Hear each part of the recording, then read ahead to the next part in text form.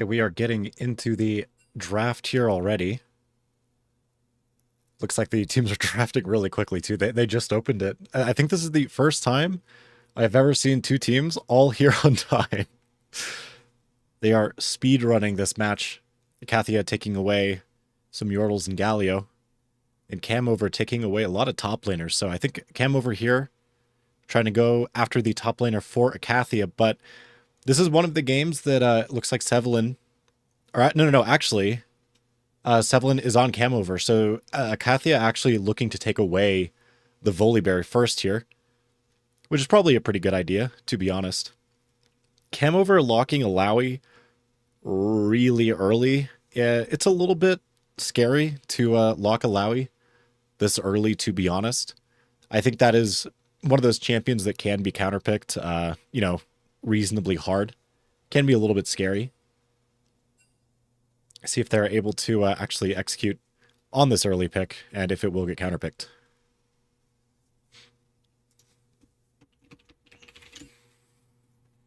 Oh, unless I'm not. Am I using the overlay? I think I should be using the overlay link, but I may not be. Anyway, so looks like Icathia has gone for Kane. So it looks like Camavor knew that was going to be an Alawi top, or a Volibear top, so they counterpick it with the Alawi. So Volibear here could have been jungle, but I guess Icathia just has a top laner that does it. Volibear pretty high prio in this series then. Icathia going Lulu here. I can see the Lulu sort of with that Volibear, but they're going to be literally opposite sides of the map. And then normally Kane really wants a support with pretty good setup.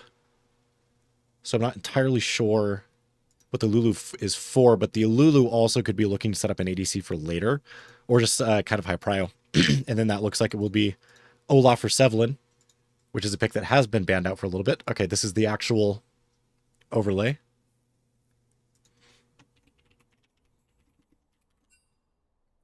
This is pretty neat. I actually don't know how to get this link. I know that I was given the link for it the other day. Let me see if there is also a quick way for me to get to this site.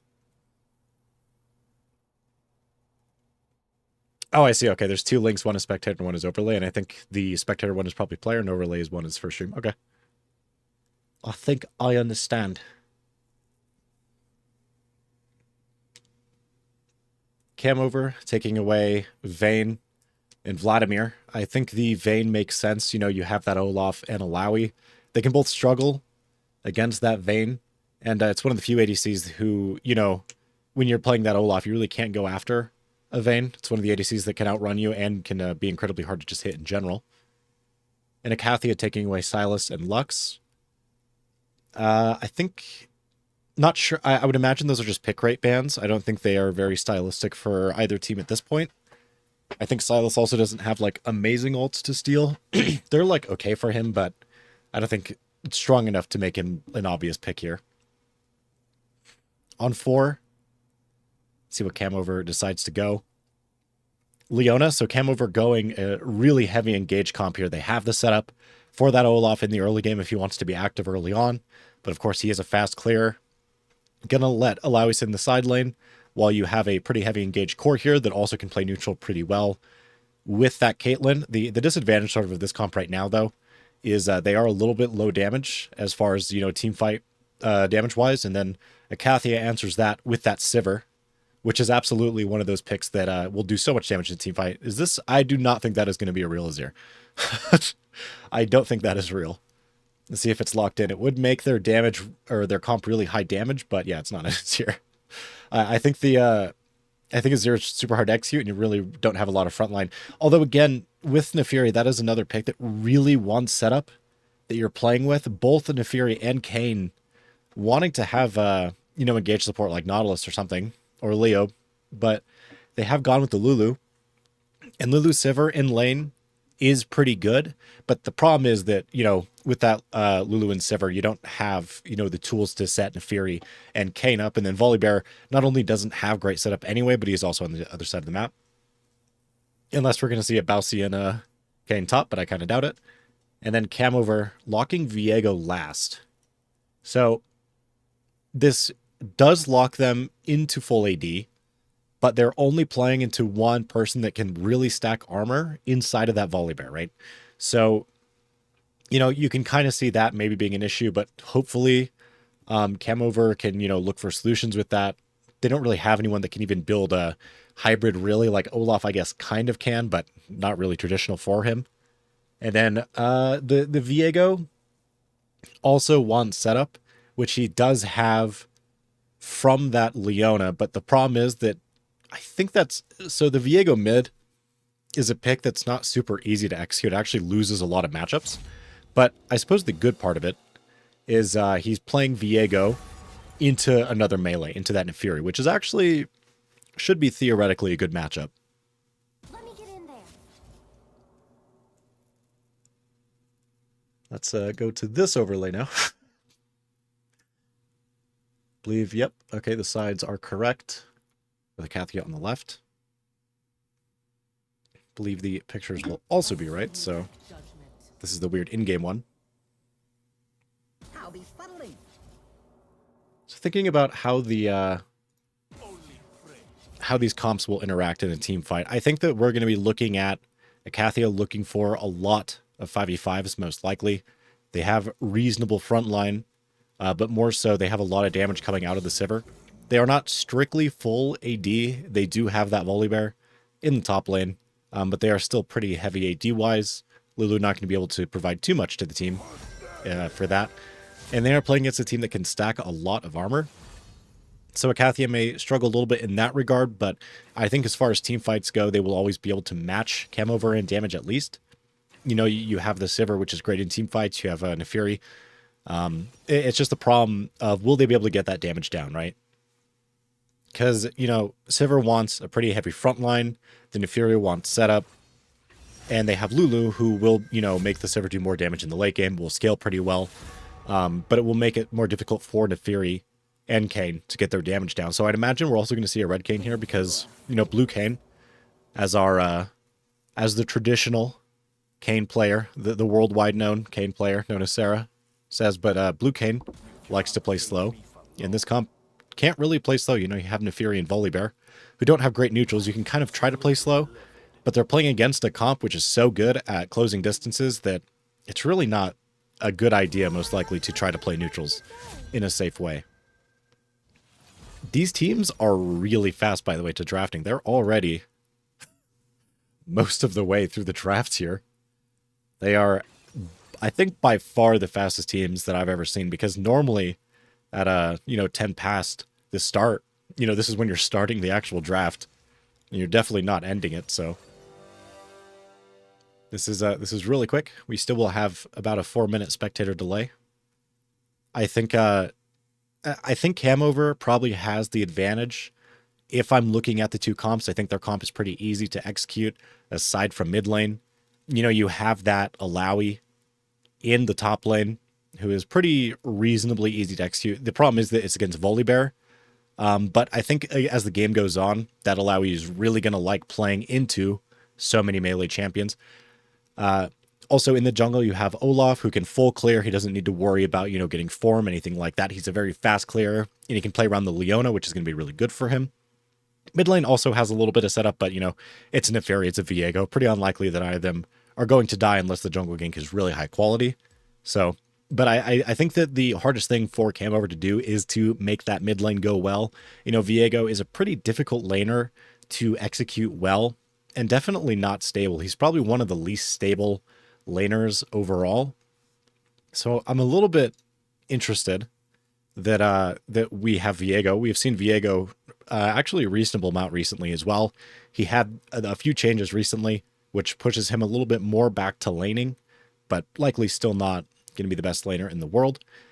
I do think that what Icathia has going for them is not only are they going to be pretty good at snowballing if the game does go in their favor, but I would just say especially in the side lanes, if they get a lead, if the Alawi gets lead, it's not insanely punishing. She can't really run you down a long lane, right? And same with Viego. If Viego goes after you, you know, you have some tools in most kits to get away from him, but he really wants his team to set up for him, so he's not super strong by himself. But on the side of Icathia, they have Neferi and Volibear. If those two get ahead in the mid game in a long lane, they're going to be monsters, right? And they actually do have a way of dealing with Olaf, not necessarily CCing him, obviously, but they do have Sivir Lulu, who can run away from him really quickly. And, you know, they can kind of buffer the Leona engage here. They can slow her down and make it more difficult for the rest of Camavor to follow. I think that as this game goes on, it's going to be pretty quick early on who's going to win, because I think both these comps kind of need that early lead to execute well in the mid game, especially with the junglers and top laners here. With that Alawi Olaf combo, you kind of need to be ahead. You need to be winning side lane. You need to be able to fight. You need to be able to, you know, do a lot of damage early on. Now on the other side here with that, not only Kayn, Volibear, but also with Neferi, all of them kind of need to be ahead here. You know, the Viego in the mid game would be able to get resets maybe if the fight is good, but Neferi really wants to be able to do damage in fights and be able to win the side lane. So we'll see how that goes. I would also imagine, though, that Viego into Neferi is really bad for Viego, because I would not imagine that he is particularly amazing into most champions that have, you know, minions, I suppose, pets. So like Malzahar, for example, anything like that can stop him from getting into melee range, stop him from, you know, getting that stun down, all that kind of stuff. He probably doesn't like those matchups too much. And, you know, Neferi is probably the mid laner with the most pets. So maybe a bit of an issue there. But besides that, I do think that they also have great setup. Also, Camavor, in my opinion, they're by far favorites because it looks like they got an order. So they may be the GOATs, actually. They got an order before the thing started, so no one we have to reorganize that team. And on the side of Icathia, they only have a Neferi and Volibear in order. So maybe those two players are actually the GOATs, and they know everything. Now, actually, an interesting strategy that they're not going to do, but it'd be really cool. Technically, Neferi and Volibear could switch, and I think it would be better for them. I think that matchup would be a little bit worse for Volibear, but I think the Viego would have to be quite good to be able to beat the Volibear easily. I think on paper, Viego should win, but I don't think most players will actually be able to execute on that. And then Neferi will be a billion times better into that Alawi because, you know, you don't have to actually have to scrap with her. She's much weaker into range, and you can just jump away if she ever goes for that E. We are getting into the game here. Let me set up the game so it looks okay. Make sure that everything is in order.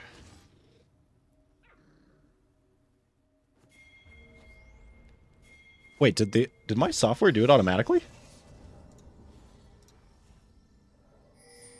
No, it didn't. Wait, what? I'm confused. Wait, it did it for one of the teams, but it did it for the wrong team. Like, one of the teams was in order, but it made the other team go out of order? All right. Okay. That makes sense, I believe. Okay. Unless I was completely wrong about who got an order. Seeing a little bit of a scrap here in the top lane, but I'd imagine up until level 3, probably not going to see too much fighting. Unless they just want to throw hands level 1.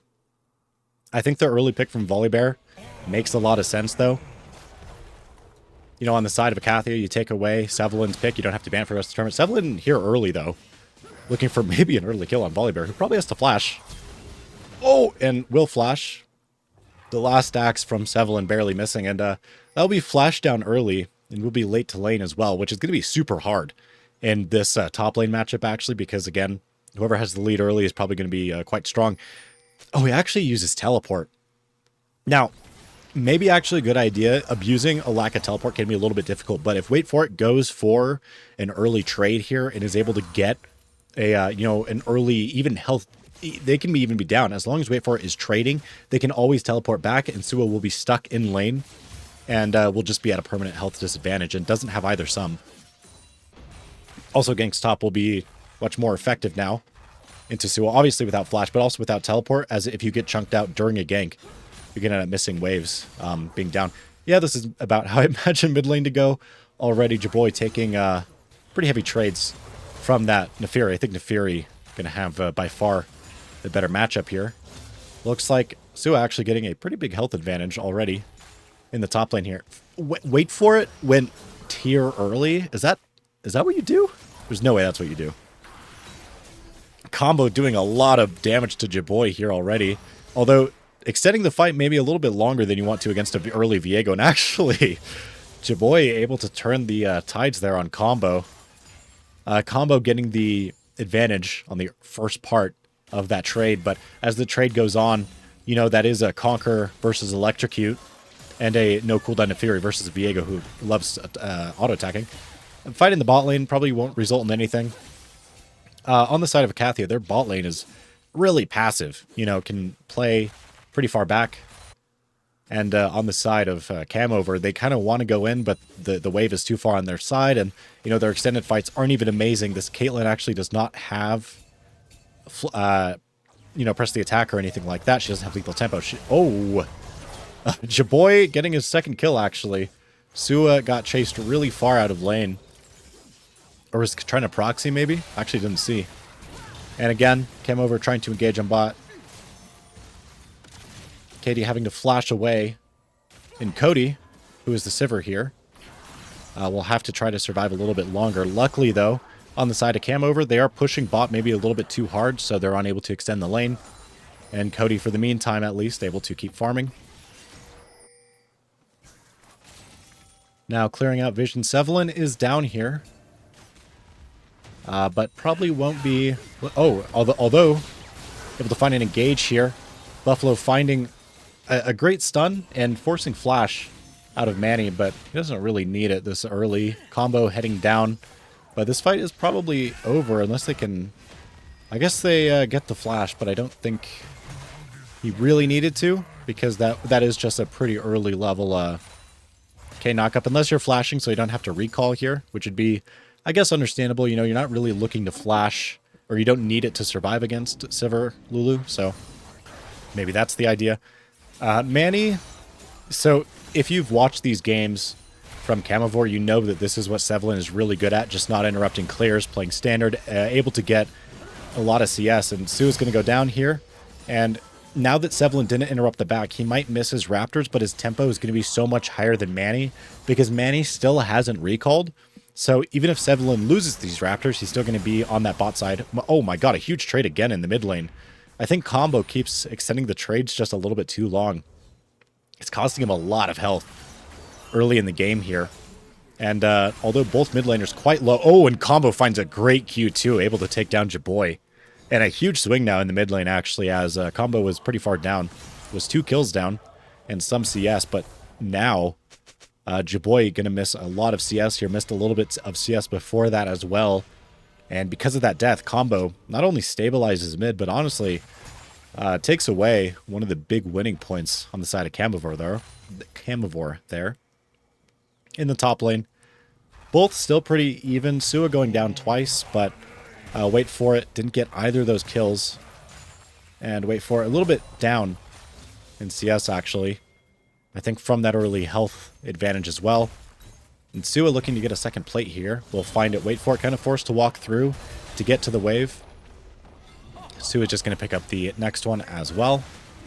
Camavor looking to pick up this dragon. This is kind of the advantage that you get, right, from not interrupting your clear. Because yes, you know, Manny, you stopped your back and you were able to get the Raptors there. But now you still haven't recalled. You're behind in CS, and now you're behind in a dragon, and your tempo is still not better, right? So it feels pretty bad to interrupt your clears to do this, and because of the Sevelin able to maybe run away a little bit here with that early jungle lead, 300 gold lead with a dragon and higher tempo. Looks like wait for it though, falling a little bit behind, 400 gold behind Sua at the time. It is those early plates and the proxying, which is able to get him ahead in gold, but as far as the team goes, that's the reason Jaboy is still a little bit ahead in gold, and that was one of Sevelin's kills as well. So that gold lead top is actually kind of a distribution down to the bottom side of Camavor. Just wait for it, not getting a huge gold lead there. Now, combo, able to stabilize mid, and is looking pretty good now. Able to get Prio here. Not letting Jaboy farm for free, which is a good idea into this Viego. And combo can kind of look over the map now. See if he wants to move, maybe wants to pressure Viego here mid. And going to see an all-in top here. Sua taking a lot of damage on the front end, but does have teleport. Maybe can just recall and look to come back. Although, you know, KD with Manny both top side, maybe they can look for Wait For It, who now without ult, it's not nearly as strong of a fighter. Jaboy taking just so much damage. I think that into combo, it's going to be so hard for Viego to trade into, and combo dodging Buffalo Z, able to get out here. Another fight here in the top lane, Wait For It, trading a lot of damage back onto Manny. Sua is back, though, and will save the day. It looked like Wait For It even without ult. Still able to 1v2. Kane and Lulu pretty bad, actually, at taking down one Alawi, even without ult. But Wait For It does go down in the end. Sua now with a 600 gold lead, and it will keep growing, actually. Wait For It will have teleport in just a second, so it won't be as bad as it could be, but I think Sua will still get at least one more plate here and more CS. Cody being engaged on by Buffalo has to flash away. Sevlin hovering bot here. Now Sevlin, also because he didn't interrupt another clear to do anything now, he can, you know, investigate this bot here. He sees that camp coming back up. They know that the Sibber is alone under turret. So Cody may pay the price here for Sevlin's tempo lead. Looks like they're going to cash out on it. And good call here, I think, to dive. Even if Buffalo dies, it is honestly completely fine. You know, you still see Cody going to miss this wave. Hockey able to get this plate as well. Going to pick up the next wave too. Sevlin going to get the Krugs here. So pretty big gold advantage there on the side of Camavor for that play. But now they're just even. And they're just even because of the gold lead top now has ballooned even more. It's looking like 700 gold. And I don't know what they're trying to do to Viego mid here. He is under turret. I think this is a spot where, you know, you can kind of get stuck mid lane. Because if you don't know how to press the advantage and you just keep pushing the wave, you don't know what to do with it. But, you know, combo with so much tempo here would actually be able, and Prio could just like look bot, look top, you know, invade with Manny, try to get more of an advantage. But, I mean, if he's able to trade on Jaboy like that, he's looking fine. Jaboy definitely should not be trading against combo at this point. Hockey uses ult to get the invulnerability out of combo. But that cooldown will likely be back unless Jaboy can find an opening right now. Oh, but although combo is just going to take the full engage here. Oh my god, barely takes down Jaboy. And combo able to escape on exactly 1 health, to be honest. Wow. Pretty aggressive flat, or not an aggressive engage there from combo. And still without that invulnerability, kind of has to flash away at the end. Takes a lot of damage on the front end, but Jaboy takes the definitely the bad side of that fight. Will have teleport, though, can get back to mid. We see another fight here in the top lane. Sua just engaging. Gonna take a lot of damage. Might die, actually. Oh, has to ult away. That last... oh, and a great grab from Wait For It. Will Sua be able to dodge this? Does have shield. Will be able to survive. But will miss this next wave. No teleport available. So Wait For It. Even though they are down in gold... is able to get the better side of that fight, and now we'll be able to get at least 1 wave advantage, and probably will hope for a plate here. Try to get some of that gold lead back, and looks like they will find a pretty large amount of it, actually. 120 gold found, and they will get plate as well, so 300 gold gained from that little scrap. Still looking for combo. Combo is really slippery, though. Hard to catch champion. Gonna see a 4v4 here over the second dragon. Camavor not really looking to give it up here. They do have a pretty strong 4v4 comp at this point in the game with a large amount of setup for that Viego. If anyone here on Icathia dies early, it could spell disaster for the rest of the team. Great polymorph onto Jaboy, shutting him down. Buffalo trying to engage, but does flash away, does survive, and it looks like combo 1 health, barely able to survive. Jaboy also 1 health. Manny kind of doing a lot of damage here in that fight, and on the side of Camavor, just not walking maybe far enough up or far enough forward with Buffalo there on that engage. And they slowly die and unable to get the reset for Jaboy. You know, this is kind of what we saw also from the last game they played, where they got pretty high in tempo and was able to get a pretty, or they were able to get a pretty big advantage in lanes. But, you know, they kind of struggle in fights where, unlike what we saw yesterday from Ionia, who's really good at 5v5ing, but not good at securing objectives, Camavor is basically the opposite, where as a team, they're not very good at fighting 5v5, but they're really good at securing objectives and stuff when, you know, they have the numbers advantage. And that was kind of a really good advantage, or example of that, where they did get the early advantage in that fight. They had a health advantage, but the team just wasn't sure. They weren't on the same page for the engage. And because of that, Icathia kind of able to cheat that fight out on the back end. And now in the mid lane, a massive gold lead for Combo, who's 1,000 gold up now. It would be very difficult for the side of Camavor to deal with, because they don't have actually great tools to make the neutral for Neferi hard to play at this point. If they fall too far behind, then engaging on Neferi is going to be a big mistake. And if you're forced to play neutral against that Neferi, her Qs are going to do more and more damage. You just won't be able to shut her down, really. And now Jaboy was kind of able to contest Prio before a little bit, but now Combo is going to be able to keep pushing. But will Combo look to roam with the advantage? If Combo doesn't, then Jaboy may be able to just farm under turret. Not super likely to die there. Looks like a gank here onto Icathia bot side. The Katie's flash pretty early. And they will survive there. Cody also farming pretty well, a 400 gold lead now onto Hockey. And when Sivir has a gold lead early, especially into Caitlyn, it's going to look pretty scary. Although Camavor looking for an engage here. They are pretty far down in gold though, and they lose pretty hard. It's really hard. Okay, another fight here in the top lane. It's looking like Chemtech more and more all of a sudden. Sua trying to proxy, but you're a bit late in the game to proxy at this point. Another kill on a Jaboy, and then another fight here on the bot side. Combo did roam down with the Prio advantage, does get away, and both the bot laners on the side of Camavor will go down. And that may be first turret for them as well. So, you know, when you're running that Leona and your Caitlyn has first strike is really bad in extended fights. And when you're already down in gold, you know, all of a sudden that Sivir is going to get more damage early game down onto that Leona. And Leona's really bad in neutral. Wow, actually, so Sevlin looking to invade top jungle there, and I think it just gets found by Manny.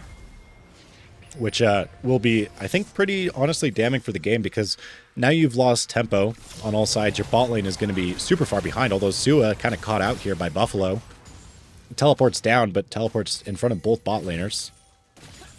Takes a lot of damage, but won't quite go down. So when your Caitlyn here has, you know, first strike, is going this, you know, lethality flex build, this is kind of an older version of Caitlyn, where a lot of the times now you'll see pros going lethal tempo or something like that, where you're good in extended fights, because Caitlyn's really good at extending them longer, and her lethality builds, especially with first strike, were nerfed a few times. So another fight here in the mid lane. Combo still with a 1k gold lead, but Jaboy able to get an early advantage here. But both junglers now looking to hover mid. Jaboy having to run down, but Sevlin is behind. Jaboy able to get away. Discord moved me to the AFK channel. Okay.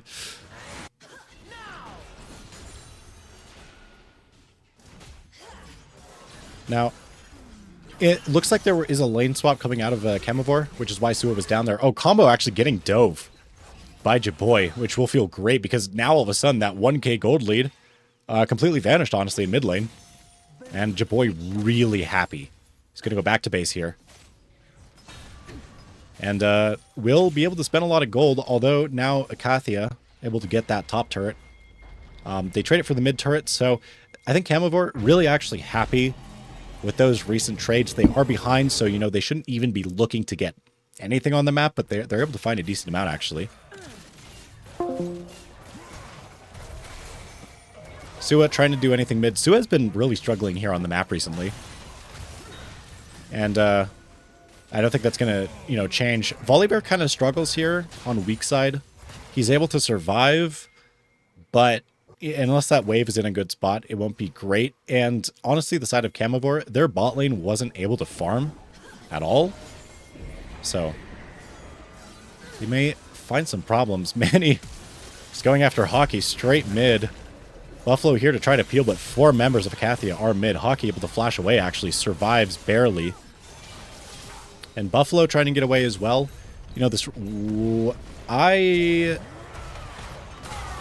So they kill Leona, which is cool, I guess, but now the mid lane turret does go down, but they can't go after tier 3 now because they don't have a Rift Herald anymore. And a lot of time there was honestly wasted, so, I think Buffalo pretty happy to take that trade in reality. Camavor are able to get some bot side pressure as well, playing for that strong side that they have instead of compensating mid. So good call from them. And Jaboy able to actually get out of that situation. Sua a little bit far forward here. So anyway, again on these Caitlyn builds, this build just lacks a lot of DPS. It does have poke, but the poke damage on Caitlyn has been nerfed a few times. So as we saw in those early all-ins bot lane, even if your Leona finds a good engage, it won't actually matter, because in those extended fights you just lose so hard. Especially with that early collector, you're going to see that, that the poke style from Caitlyn is going to be better, but her team is not playing for neutrals at all. Actually, all 4 other members on the side of Camavor do not like slow fights. So he's going to feel a little bit out of place, and, when that Leona finds engages, he's going to have to basically immediately run away because they lose all-ins. At this point, they just don't really have the damage.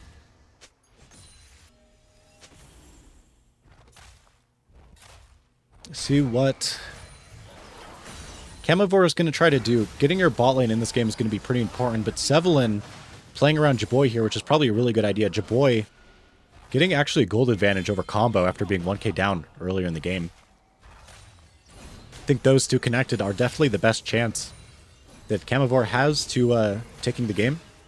Because right now, if you try to fight with your bot lane and end up in a 3v3, you're probably going to lose really hard. Even with that Leona setup, you're just not very strong in those situations. Sevelin fighting Manny here. Manny trying to kill a very strong Olaf, but the rest of Icathia is here. Sevelin blows up. Now they're looking to finish off Buffalo as well. Buffalo will also go down. Now on the bot side, Camavor trying to finish off, wait for it, having to flash away. Lulu having to use ult here, but they will actually find, wait for it, maybe walking up a little bit too far from turret there. Jaboy now getting doped up. Oh, Cody! Oh, gets turned on, and that's a huge shutdown for Jaboy, who now has a 700 gold lead. Wow, Jaboy actually spell shielding the Q, gets some health, and maybe can try to run down Combo now. But it looks like Icathia going to secure Otacon here. Looks like these two are doing it really slow, though. And Camavor knows, actually. They are rotating down for it. They have called it. I don't know who pinked Caitlyn there, but it looks like they want Caitlyn to go forward. Okay, they will be fighting over the Otacon. They are here in time. Sevelin being really aggressive, finds the kill early on to Sua. Kitty taking a lot of damage in the back line from Hockey Boy's ult and has to back away. And Manny, too low to keep going, although Combo here on the flank does get immediately trapped, though. Has to try to roll out. It's like it will be a flip here, secured by Sevelin, but the fight after looks like it will go the way of Icathia. Buffalo the only one surviving here on the back end, but will also go down. I think Camavor reasonably happy to take that trade. I mean, the gold lead is still around where it was, but they did get the Otacon at least. They did trade some kills, so that feels all right. Also, it's crazy that Combo has been down in gold for so long now and has a shutdown. If Camavor ever has a gold lead this game, I cannot imagine the shutdown here that Jaboy will have. Although he actually looks to be about 1,000 gold behind Sevelin. Sevelin, oh no. Okay, he just didn't buy it. He's pretty strong, about 1,000 gold ahead of Sevelin, actually, with those shutdowns. Wait for it, also stronger than he looks. Can go toe-to-toe with basically everyone on Icathia at this point in side lane. See what he's able to do here. Lulu actually rotating around the map, though, and making life really hard for the side laners on Camavor, because every time they try to get an advantage, they just kind of can't find too much, to be honest, because the Lulu's always there to save the day if anything goes bad. And the vision going down is super, super good as well. If you look at the minimap, most of the jungle is actually warded on the side of Icathia. They do look for really deep wards here, and they're actually clearing it out too. Although, Camavor not looking to match the bottom side, but instead strong siding top, going after Sua. Wait for it, defending the tower here. I mean, out of all the champions in the game to defend a turret by themselves, probably this one. Can they catch Sua, though, who is really fast running down, but running towards Jaboy, who is looking to collapse. They're trying to dive, or not dive, but fight Wait for it here, but who's really good in these situations. He's able to take down Combo, and then Manny trying to take him down. Oh, but Wait for It's ult just wore off, and they are able to take Wait for It down. But maybe not the result they were looking for, as Wait for It got that shutdown on a Combo, and now actually has a 100 gold lead over Sua. Sua kind of struggling as the game is going on here, as keeps getting collapsed on the side of Camavor. And the other side of the map is normally what's warded. So it's kind of difficult to play Volibear in those situations where you're kind of forced to, you know, play aggressive.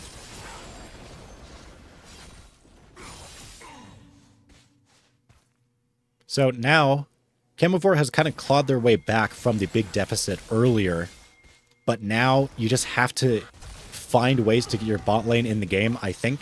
Playing for the, playing for Jaboy is a good idea, especially in the mid game, keeps you in it. But now, as the game is going on, that Sivir is going to become a really big problem, and she is great into everyone except the Caitlyn. So if the Caitlyn is pretty far behind, I don't know how you really deal with Sivir, because once Sivir ults, right, has Spell Shield, has that Lulu to keep her alive, and can just keep autoing, Olaf can't catch her, really.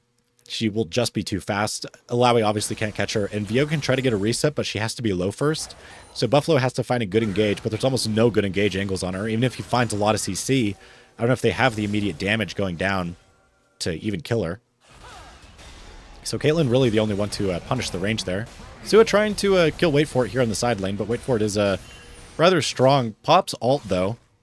Sua taking a lot of damage, but is Volibear, so maybe can regen some of it. Actually, almost gets caught there in the jungle. We'll get away, though. Both teams now kind of posturing topside for this Baron. Icathia able to get Prio mid, and now Buffalo caught in the topside jungle. Sevlin trying to help, but won't find too much. Combo, though, goes really far in and will actually go down. Gives Jaboy the reset, who now can maybe look for more. Camavor looking to follow Icathia out now. Jaboy actually finding a stun on a Manny, who's trying to get away now, but Sevlin ults and actually finds the engage onto Cody, who is not able to get away, goes down. And let's see if they're able to finish off Manny here, who ults Sevlin, and actually finds a double knockup, and goes through the wall here, so we'll be able to get away if he walks away. I can't guarantee he will walk away. Or maybe he's actually able to turn the fight. I think that it's really also difficult to identify how much damage the Caitlyn does, because Manny actually is able to turn and finds two there. I think that Caitlyn is really difficult to identify, like how much damage she does, because her autos are really not doing too much at this point in the game.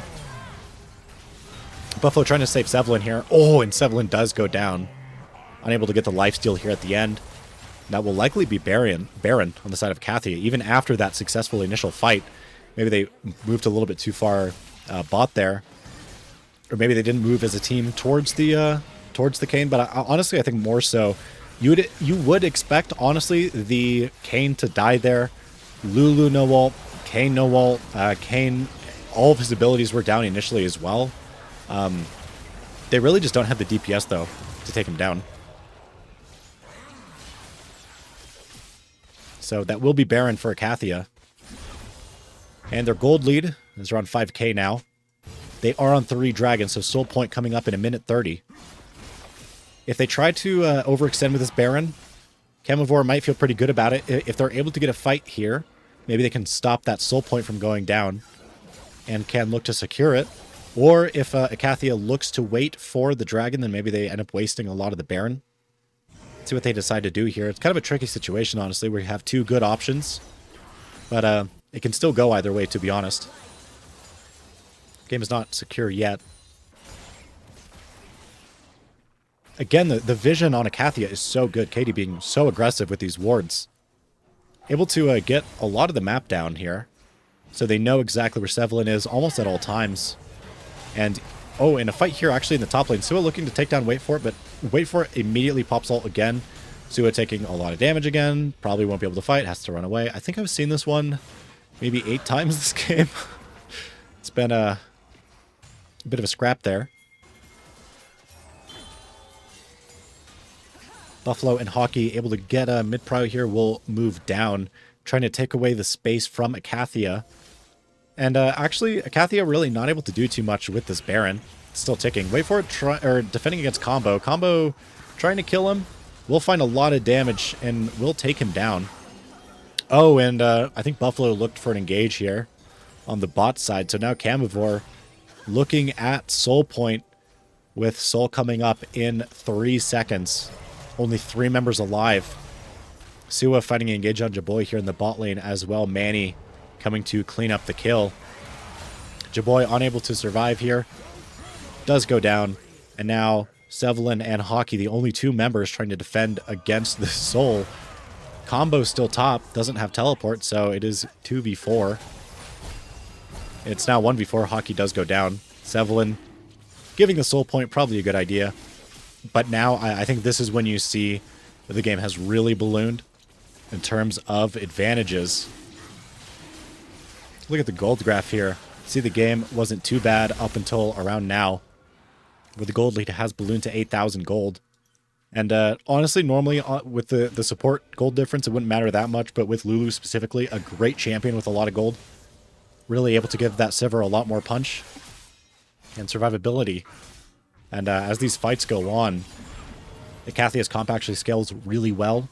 Not necessarily into most teams because the front line's not amazing for Sivir and not a lot of damage split. But in this specific game, I think it's going to scale really well because no one can really match that Sivir. And even if you build a bunch of armor, it won't really matter. But Camavor not really building a bunch of armor. Only Buffalo here with a large amount of it. Combo finding an engage here on to Wait For It. Ults immediately, but actually... most of that ult was invulnerability, or was through the Nefarian vulnerability, so actually doesn't find, I think, anything there. Gets one smash down on a combo, and now it's 4v5 against Soul, trying to stop Icathia from closing out this game. Sevelin looking to get red buff, does not even get the red buff. Sua now looking to run away though, has to ult away. Camavor trying to get gold down in the jungle. I think Buffalo is doing their best to find vision, but it's just really difficult when, you know, the enemy Lulu is doing such a good job running around the jungle, warding everything, but more so that Lulu has such a strong team around her who is supporting her for that vision. And Camavor, even if they wanted to, they probably couldn't contest vision, but they're not trying to too much, so Buffalo is kind of left in the dark here. And Camavor is having a lot of problems trying to play around these rotations. Jaboy fighting off Manny here. Manny just probably trying to clear the wave, but actually will just continue to chase Jaboy. Jaboy too scared to turn. Has to ult over the wall, but a great ult to follow him. Now Sevelin looking to fight in the top side here. Buffalo trying to follow it with ult, but unable to find anything. Sevelin goes down. Hockey trying to do as much damage from the backline as possible, but Buffalo is getting melted right now. Wait For It is here, though. Finds a decent amount of damage, but unable to find too much more, and now they are getting collapsed on from all sides. Hockey having to flash over the wall, but will be followed with flash. Does go down. Wait For It now, trying to get away as well, but won't be able to. Combo following with a great ultimate there. Now Buffalo last alive in a 1v5 defense. Unable to get it. Now it looks like Icathia will be able to close out the game here, most likely. Pretty long death timers from Camavor. Sevelin may be up around the time the Nexus goes down, but probably won't be too much that he can do. All 3 inhibs now secured for Icathia.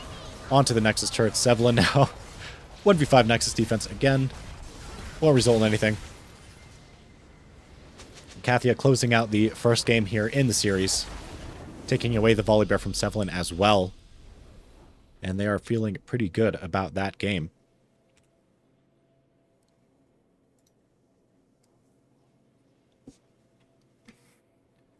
Not super commanding throughout the entire game, but they are able to get a lot at the end there. The gold lead was only around 3k for most of that game. It looked like it could have gone either way, but they do secure it. And if you look at the vision here from Lulu, look at the control wards purchase. There are 9 control wards and 9 wards destroyed. Just really hard to play against that when someone is looking to take over the map as much as she was.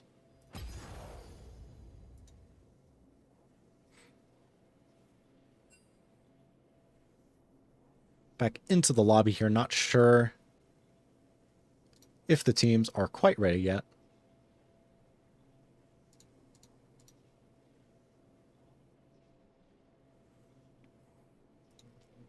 Does not look like there's a lot of activity in this lobby right now. I think that game was really hard to execute for Camavor. You know, when you lack a lot of damage on the engages like that, it just can be so hard to execute. Looks like on the side of Camavor, they've opted to go for blue side now.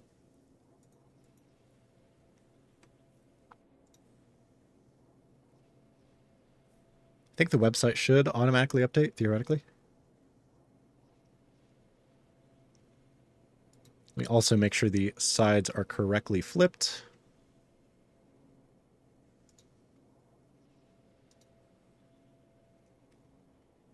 My software does seem to be convinced we're still in game. So hopefully that will also fix itself.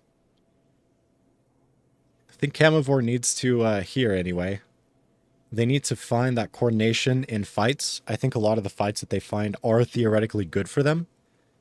But if they're unable to execute on them or use their number advantage well, I think they're going to have a lot of issues.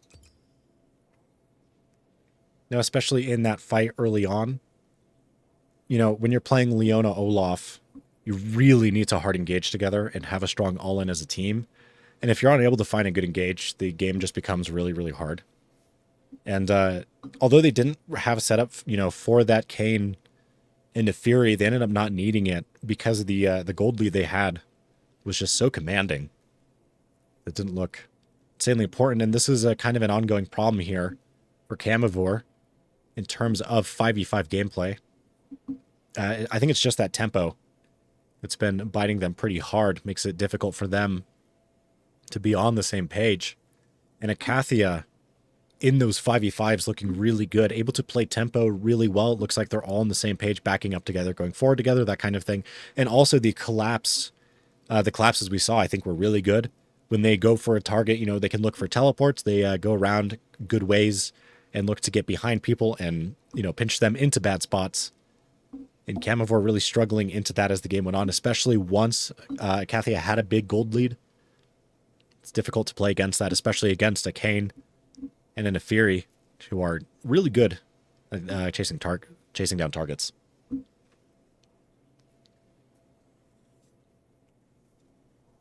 Looks like we do have a little bit of a break, though.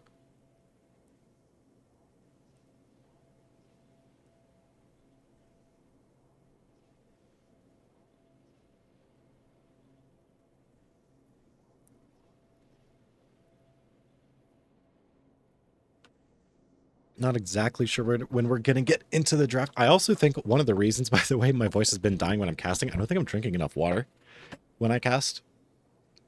And I think it might kill me.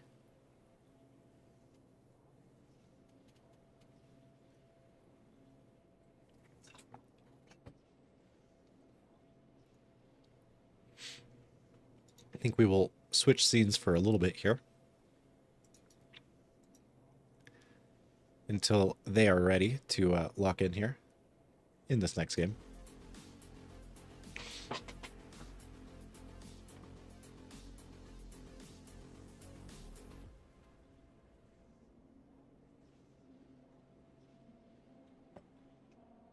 Wait, I do have a... I didn't even know I had a BRB screen. This is Ishtal and Shurima, right?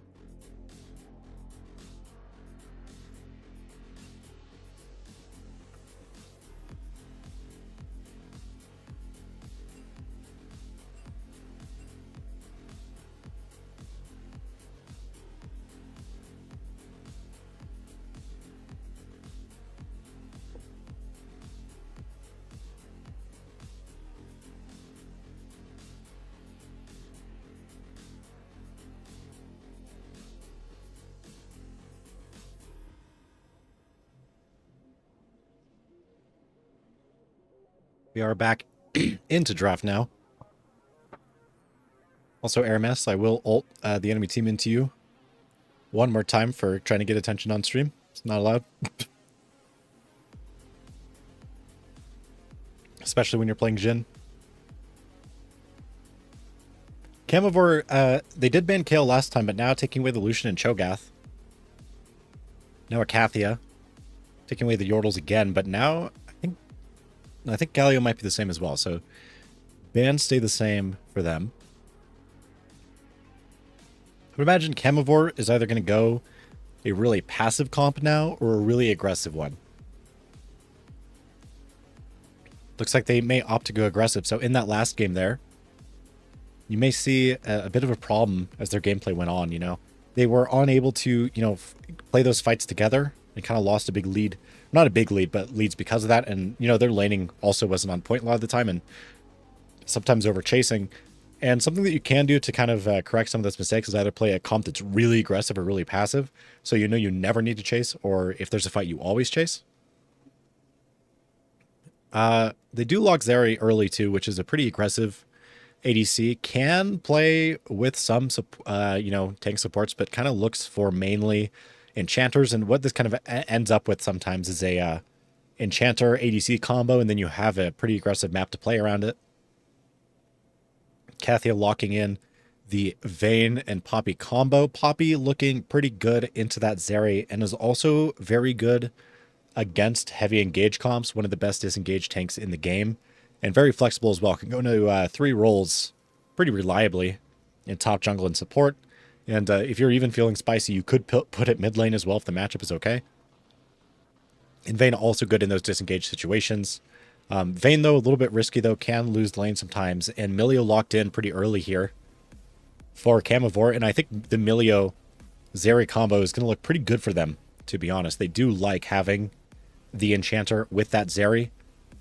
Actually, lock Xin here. So maybe they're actually not looking to play aggressively here. Xin, I think, kind of pushes your comp more towards that, you know, disengage, extended fight idea. I do like the also how the team executes together. The problem is that team looks not super easy to play together actually right now. You know, none of those picks are exceptionally easy in Zeri, Milio, or Xin. Obviously, Zeri's the hardest out of the 3, but none of them are particularly easy. But they are against a Vayne, who is also not amazingly easy to play. But I do think Soraka and Poppy are quite a bit easier to play than Milio and Xin Zhao, as you don't really have to consider the situation. Sometimes you can just fight or not fight, and both the solutions or both the situations are okay. Although the Vayne into Zeri, I think in lane, Zeri's honestly a lot easier to play than Vayne, but out of lane, I think Vayne is way easier. Vayne can side lane. She has more options. She doesn't need as much support. She doesn't scale amazingly compared to how she used to as well. There are other ADCs who technically scale better. I mean, Zeri also scales amazingly, especially with that Milio support. Soraka does give a lot of healing in late game, but not a lot of utility, which Zeri loves that utility that Milio can provide, especially with the cleanses and everything. Icathia taking away Lux Silas again in the second half. Camavor taking away Vladimir again. This time Quinn, though. So they play on 4. Both teams actually kind of going disengaged now. And when you see both teams go disengaged, it kind of goes down to who has better neutral. So far, Camavor has much better neutral, I think. That is a 0 locked, actually, for Icathia. Combo looking to get flamed, I guess, on stream. See if Combo is able to execute on it. Azir is a really weird champion where to play Azir really well, you have to play him aggressively, right? So there are some champions like Kassadin or Kayle who scale well and don't have to fight at all early, and then can just like eventually start winning. But Azir kind of has to fight early to stay alive because you kind of lose to a lot of mages if you don't. And the Azir is answered with Malzahar and Ornn. Ornn giving this team really hard both engage and disengage. I struggle to express how much I dislike the Malzahar pick here, though, to be honest. Like, if you had Syndra, Ori, Talia, almost any of these mage mids, even like Jace to a certain extent, obviously they'll make your team full AD, but, in that neutral game, it would look so much better. And when you're into two disengaged comps like this, the neutral game will matter a lot. But Malzahar is weak in lane against Azir. Can struggle to keep prio against Azir. Loses all-ins as well, unless the Azir is already low and you can one-shot him. You really want to pressure Azir in lane as much as you can, because Azir can survive most lanes or even win a lot of them, but the decision-making becomes a billion times harder if you need to know, do I engage on this Syndra? Do I engage on this Orianna, right? But because, they outrange you, so you have to, find a way in eventually, or you have to, survive lane and, make it so they can't permanently get prio. But you actually outrange Malzahar, and you outpush him after first back, really. So maybe the Azir game looking particularly good. And Jack's last pick to answer the Ornn. So Jack's in the Ornn in side lane is okay. Ornn unable to get that passive stun down onto Jax. I think it's the W stun technically, but he's unable to get it down on Jax when he's in Counter-Strike. But Ornn able to survive. Ornn better in the 5v5s. Not a super strong counter pick, but I think the Jax looks super strong this game because it's okay in Ornn, but more so you're playing in a Zeri and Xin. Now, Zeri doesn't like playing into the Jax. She doesn't really have a lot of the movement that you would want to get away from Jax. She doesn't really have the range that, some other ADCs have. But more so, actually, into Xin, Jax is really difficult to mess up into Xin. Xin cannot 2v2 or 5v5 against a Jax reliably. You have to do your best to avoid him because your entire kit is basically negated by him. And, Jax can even match or ult in a way just with E if your team has a lot of auto attacks. And the problem is, too, because you see that Malzahar pick there, Counter-Strike actually works on the Voidlings. So all of a sudden, Jax kind of turns into this weird tank. And because he has that Poppy with him as well, that Poppy is going to shut down a lot of the ability for Xin to look for more creative ways to play the game. Poppy also going to be able to shut down that Ornn in multiple ways. You have that Q for the early game. Obviously, they're not laning together, or they could lane together. I guess it could be a Poppy top, but I think it's pretty unlikely. I think it's a Jax top. So what that Poppy can do, though, is do percent health damage early on into Ornn in 2v2s and 3v3s. Is able to stun him out of ult or knock him up out of ult with W and E, actually. And ultimate, obviously, is super good into the Ornn, but also really good into Xin as well, where he can knock Xin away when he uses ultimate. Not very good into the Zeri, obviously, but, Zeri can just dodge it. But Zeri is not super good into Poppy either. If Poppy is flashing, get onto the Zeri with the E if she's against a wall. But it can also just, press W, make sure that the Zeri can't get away for free. So the front line coming out of Icathia is really strong from those two. And remember, they are backed up with that Soraka pick. And Soraka is going to be able to keep them alive against lower damage fights. And it won't be until pretty late game where Camavor is going to find a lot of damage because Zeri is a huge part of this composition's damage, because Malzahar's damage is not very reliable. He has to be really far ahead for it to even matter anyway. And to be honest, if his Voidlings get cleared, he looks really low damage as a champion. So if you're against like a Syndra, for example, Syndra would be able to burst down someone and Soraka couldn't match. But because there's no real burst potential, Soraka is going to get a lot of value in these fights, right? And as the fights go on, you have that Azir backline who's just going to be hitting whoever's in his range. Now, the Azir into Ornn feels pretty good for Azir, but Azir into Xin Zhao does not feel amazing. You have to save ultimate a lot of the time for Xin, but because of the front line that Azir has, Xin is going to really struggle to get on him, to be honest. I also think that, that Vayne will be okay in 5v5s. Will probably get outvalued, though, by the Zeri. I think in this situation, be looking for a longer range ADC or one with more damage potentially in AoE. So, I mean, Jinx would be like the obvious example, but you don't know the draft, so maybe you don't want to pick Jinx there. But what Vayne gives this team is another side laner. So they actually kind of have 3 people that can catch any side lane at any time. And that actually frees up the game and makes it much easier to execute, right? Because you're not just going to, see a wave bot lane and have Vayne go pick it up and then, just get dove. Vayne's really good in those situations where something like a Jinx could just die there. Camavor, though, their comp has a lot of things going for it as well.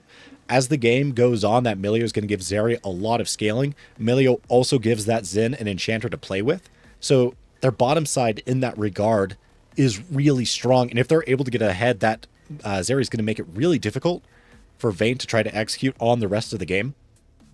That Ornn top also going to be theoretically really stable as the game goes on. Also going to scale extremely well as a frontliner and give the side of Camavor more items as well that they can look to play around and hopefully outscale Icathia if the game goes too long. Their engage is okay. They have that reliable Ornn engage, and then they have, Xin Malz to maybe follow, but Ornn kind of has to be there. In the early game, they kind of just have Xin there. Malzahar, not super likely to find amazing engages by himself. And with Xin by himself, he's going to try to engage on something like a Poppy or a Vayne, which is pretty difficult to do. However, there is something really major in this game. Overall, when you see that Milio Xin, they are harder to play, in my opinion, than Soraka Poppy. But now seeing the rest of the draft, Soraka Poppy is not super easy to play, actually. You kind of have to react to the, the Ornn and look to save W sometimes and try to W the Xin engage. There's just going to be a lot of things going on because it's not just a disengage comp on the side of Camavor, it's also engage. So Poppy has that to worry about. And Soraka has to worry about, ever walking up too far forward, getting hit by the Ornn ult, that kind of thing. She has to play kind of far back, but has to play for vision against that Xin Zhao and Malzahar, which can feel pretty risky to do. But I think the biggest thing is the side of Camavor is really easy to execute. I think with those last 2 picks, Malzahar obviously about 1 billion times easier to play than Azir. Azir, you need a lot of time on most of the time to get, really good games in. So you know how to execute certain situations. Malzahar, obviously, you don't need a lot of games on that. Ornn, obviously, in teamfights, also easier to play than Jax. Jax kind of has to manage ult and Counter-Strike very well in those teamfights to get a lot of value. Also, trying to coordinate side lanes is a kind of difficult thing to do. And Camavor has an amazing 5v5 where they don't really have to worry as much about that, where that Malzahar and Ornn are really good at just holding side lanes if they have to, and then teleporting into fights if they need to. I think kind of the problem, though, is that, you're not asking that Azir hard questions like, do you have to engage or disengage on me? So him scaling into this game is going to be a little bit easier. So you won't run into too many problems there. And they already have that % health damage from that Vayne true damage. I think getting into the game here, we're going to kind of see if Icathia is going to be able to execute this kind of higher skill comp than Camavor. And is Camavor going to be able to play this game well enough where they can get, they can stop Icathia from being able to execute on these champions. And if they can get that Zeri to play well, because Zeri is obviously probably the hardest to play ADC in the game, to be honest. Not super long range. You kind of have to use that passive sometimes, which is pretty difficult to do. And your movement is not super reliable. Uh-oh.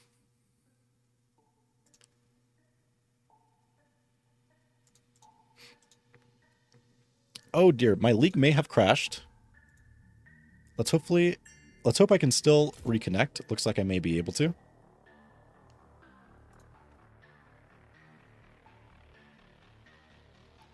I guess the good side of this too, though, is that I am not casting with anyone, so I don't have to fast forward and miss anything if I don't have to. Although, it did tab me out. Oh, we're loading in here. Said there was a memory problem, but I had like 16 gigs available, so it wasn't that. Although we are here in game now. Okay, now let me transition here to the in-game. Lovely. And then let me reorganize the scoreboards here.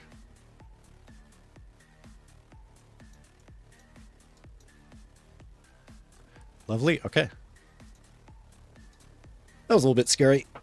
I think this would be like more of a problem, to be honest, if there was a co-caster, because you kind of have to match the time somehow. And you don't really want to fast forward the early game here because sometimes random kills will happen. And if you miss them, it can feel really bad. But Riot actually not sabotaging the stream.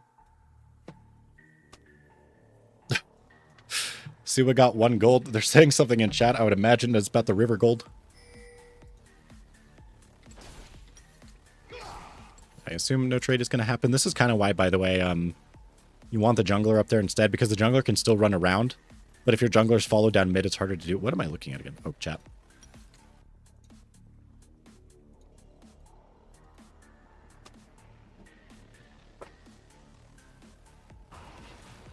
I should not have turned on chat. Bad decision.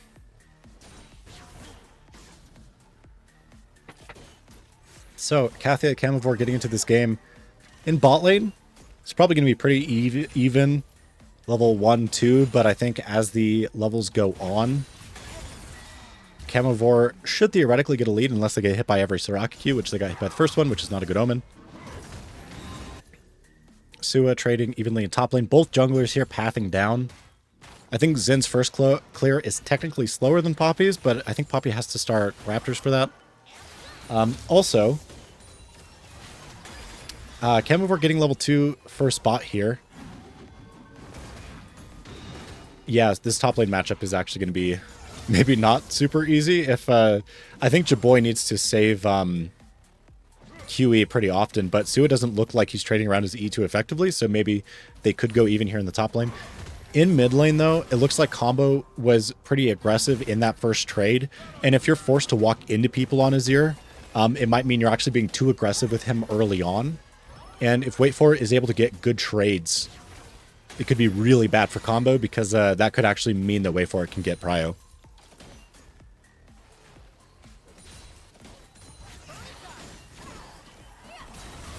Camavor trying to get some trades down early in the bot lane, but it still looks like it's pretty even. Buffalo actually having to use an early potion. Suwa is really aggressive here in the top lane. I think he needs to be extending the fights. He's taking really short trades. Oh yeah, and he also went Doran Shield, which is like... So, oh, and he has... Wait, he's going... He can't be going AP Jaxer. AP Jaxer is really bad, right? But he doesn't have lethal tempo into Orange, so I don't even know if he wins the extended fights. I think his build... I don't know if this build is what you want to see this game. Not sure what he's going to do. That build is going to probably have him struggle quite a bit, which you're kind of seeing now, because if you don't win the all-ins versus Ornn, you definitely don't win short trades. Manny here bot lane early. Sevlin, though, not interrupting is clear. Manny only level 3, Sevlin level 4. Nothing really going to happen, though. Some health traded. Sevlin does not get the scuttle, but don't really need it early. Gives about a quarter of the XP of a normal camp. So the early scuttle fights are not as common as they used to be. You can still see them sometimes, but oftentimes that's more about the fight, to be honest, than the actual scuttle itself. It is some gold, and some junglers really like the threshold. Pickaxe, for example, or Faded Ashes kind of need the scuttle, but you still don't really need it. It won't be insanely impactful on the game. Camavor's bot lane, though, falling behind early here. We kind of saw this in the last game. Let's hope that they do not struggle too much as it goes on, because into Vayne, if you're too far behind when the Vayne hits 6 and the wave is on her side, you can almost never walk in the lane. It's really difficult. Now, in the mid lane, Combo recalled and bought Recurve and lost a bit of minions there. Looks like Wait For It also recalled, but I don't think he lost as many minions. Now, Recurve first on Azir. Manny's here top lane, actually. Jaboy just near his turret, though, so nothing will come of it. So Recurve on Azir is an interesting item because Recurve actually only gives you half the value of the on hit. It normally does 15 damage on hit, but Azir's W takes away half the damage from on hit effects, which is why you never see like Bork or something weird on him. So when you're building Recurve this early, you're actually losing a lot of gold value in comparison to something like Blasting Wand, or even just like a refillable. Although Manny's here mid, tries to get a stun on Wait For It, but Wait For It lands a really good silence, and Manny unable to look for that early E. Sevlin kind of hovering bot, but is spotted on a ward before he can make a play. And yeah, I think you're kind of seeing the disadvantage of buying Recurve early on Azir. If you have refillable... Oh, Sevlin kind of getting caught here, though. His bot lane is not here. Hockey needs a recall, does not want to stay to try to help. Sevlin forced to flash away, but actually does get Cody's flash, so I think he feels fine. Buffalo using exhaust there, it's going to feel a little bit bad. So if you get a amplifying tome, for example, on Azir early, I believe it actually does more damage, or just about the same of on-hit damage as Recurve. Oh, Combo goes for flash ult. I don't think has mana for it. Gets immediately ulted and dies to Wait For It. So that is unfortunate for him. Will be unable to get out of that situation. Will miss this next wave as well. Does have teleport though, so the game is not really bad. That will feel pretty rough though. That is kind of one of the things on Azir though, is that ult mana is a lot. And your Q and E cost a lot of mana as well. This is one of the more difficult parts of Azir. This is mana costs. Oh, Sua jukes out. Jaboy and Sevlin might be able to get away. Nope. Doesn't look like we'll be able to. Still has Flash actually available. Followed by Flash with Jaboy, but Jaboy unable to follow him. Gets the slowdown, but does not look interested to keep going. I think he might have been able to actually catch him there, but I think is also worried about his wave. A lot of resources used there, but nothing actually really comes of it. Both waves are actually not that bad either. Sua may miss the first part of this first one. Combo needs to vibe. See, this is one of the really hard parts of Azir too, is like you need to just chill out and look for the really good opportunities and being able to identify them. So like for example, the recurve, like with the recurve thing, Dagger gives you 12% attack speed and recurve gives you 15, and you lose half the value on the on hit. So, amplifying tome plus a dagger is basically the exact same value as recurve bow on Azir, if not even more, because of the amount of damage you get on abilities and everything as well. So when you're buying this recurve, you're kind of missing some gold early. And he still doesn't have refillable potion, which can be kind of important sometimes into Malzahar if you're unable to avoid all of the E's, which will jump off the minions. Cody taking so much damage here in the bot lane, though. Under turret, kind of feeling a little bit stressed. Looks like they're trying to fight over the grubs right now, but to be honest, Camavor doesn't even really need to care if Cody loses too much here on the bot side. And, yeah, combo losing Prio here mid on this timer is really bad, but Sevlin wants to path down more so than interrupting clear, because they probably lose the 3v3 anyway, even if Wait For It is able to move up first. So Sevlin probably making the wise decision, playing on his strong side rather than trying to fight that 3v4 if Combo is able to walk up. Sua and Jaboy kind of scrapping here, but not a lot of mana on either side and not a lot of damage to just kill each other, to be honest. And on the bot side, though, now Katie is walking back, but, the problem is that your Vayne is under a lot of pressure now and kind of wants to push in the next wave as well. Wait For It might be caught here in the top jungle there. Manny flashing to do something. Oh my god, combo.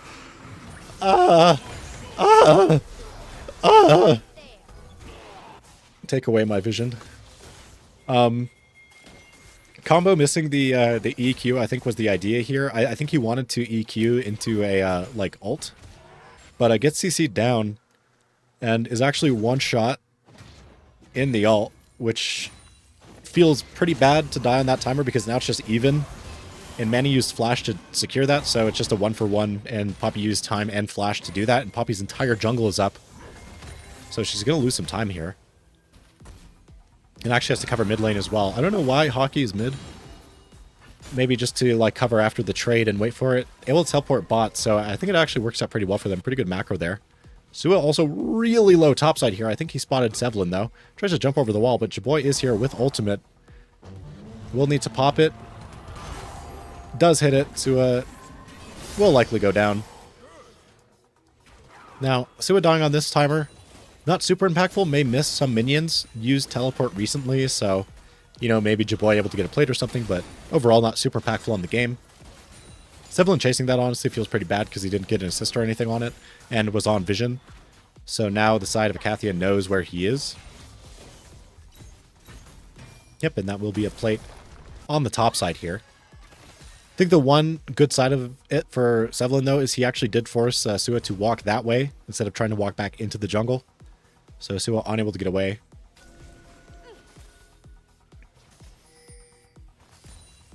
Item-wise, Sevlin is feeling pretty good. He's a little bit behind in gold, but finishing his second clear here is going to be bought pretty early. His Krugs are gone. So he's going to look to make a play elsewhere.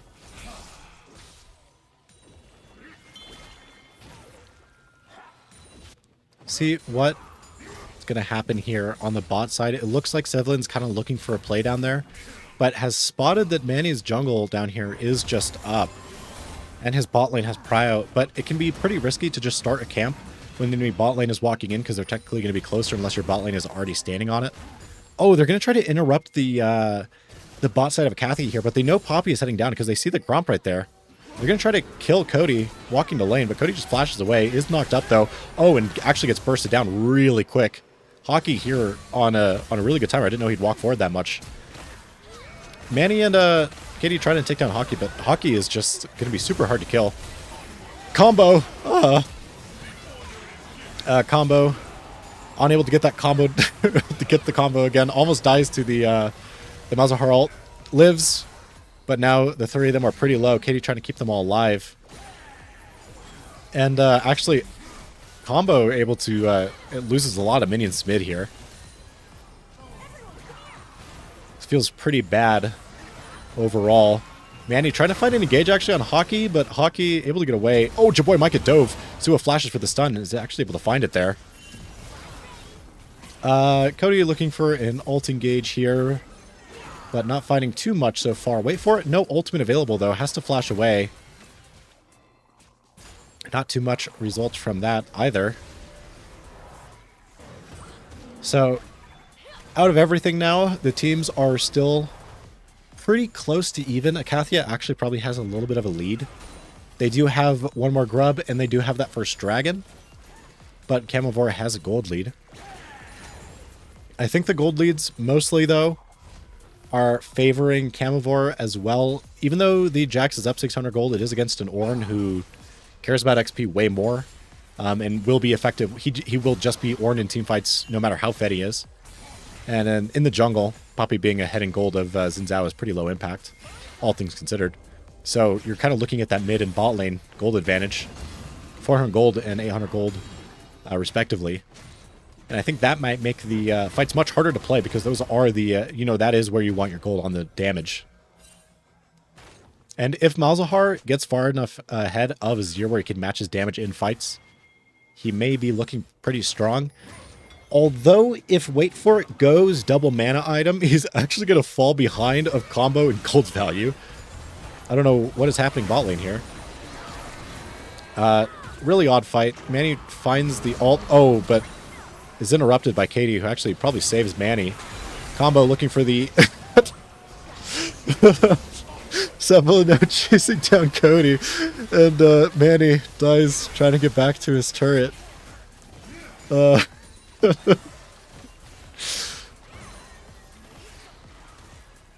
Okay, so Camavor coming on top of that fight.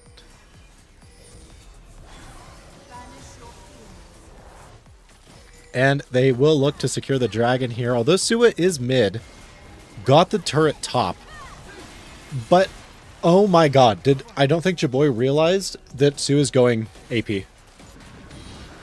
Because Icathia only has AD in the Vayne and the Jax. And the Vayne has also like split damage with true damage. And then Poppy is a tank, right? And even though she does do percent health, I think after like the first 10 minutes, you're not worried about her damage too much. And Jaboy has spent an enormous amount of gold here on armor with the plated steel caps as well. So I don't think he can side lane into Sua, honestly, for a pretty long time. I think that's a large part also of why Sua is able to get an advantage here. But man, I cannot... I think that AP Jax will struggle a lot as the game goes on. You know, he's pretty bad into the composition of Camavor, but if he's able to keep this gold lead up, and especially because Jaboy built a bunch of armor, he actually may look to kind of destroy the side lanes, because AP Jax also takes towers faster, actually. Bot lanes, not quite swapping yet.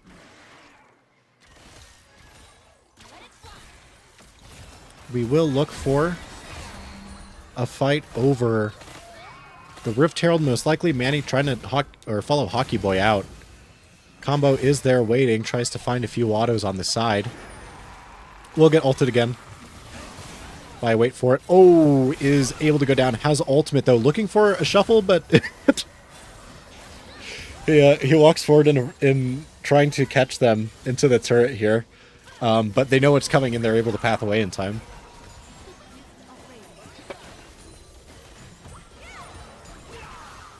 Looks like Icathia able to clear this wave mid, and Camavor not going towards the Rift Herald in time. So the health advantages that they got in that fight may not be effective by the time that this finishes, because Combo is going to be able to get back in time. But Combo no longer has ultimate available. Both bot laners, or both the top laners here, just proxying bot, but Sua actually has teleport, and Jaboy doesn't. And I think, yep, you're going to see that right here. Camavor looking to make a fast play here before he's able to get an impact on the fight. Sevlin follows down Kitty, and she goes down. Now Sevlin trying to look to peel for his team. Actually finds a lot of damage here on Cody. Cody almost goes down, but Sevlin is able to get away. Looks like Sue is going to be able to take out Hockey on the back end as well. Both Sevlin and Sue just jumping on each other's backlines. Now, I think that fight went okay for both sides, but I don't think the Rift Herald went to Icathia, and they're probably going to be able to get a lot of the map with it, I would imagine. And actually, Sevlin almost able to get Cody, and I think that would have felt good, but just because it's just Katie, so I think that, you know, that timer won't matter too much, and him being off the map right now is going to feel horrible.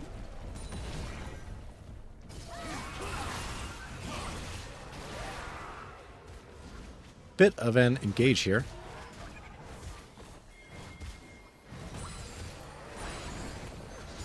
Won't result in anything now. That Rift Herald top, but I think the game is really complicated now. I think theoretically Icathia should be winning, but they're not ahead as much in gold as they theoretically should be. So, and Camavor has a dragon, so the problem is that when you have more turrets than the enemy team, and you're just a little bit ahead in gold, that means that the other team hasn't cashed out on towers yet, which they might be able to do later. So if you end up even in towers after being this close in gold, end up being bad. Camavor and Icathia looking for a fight here in the bot lane. Sua getting stunned out on Jaboy. Jaboy taking a lot of damage. Oh, but finds a great double ult. Sua able to survive though. Katie keeping them both, keeping him alive.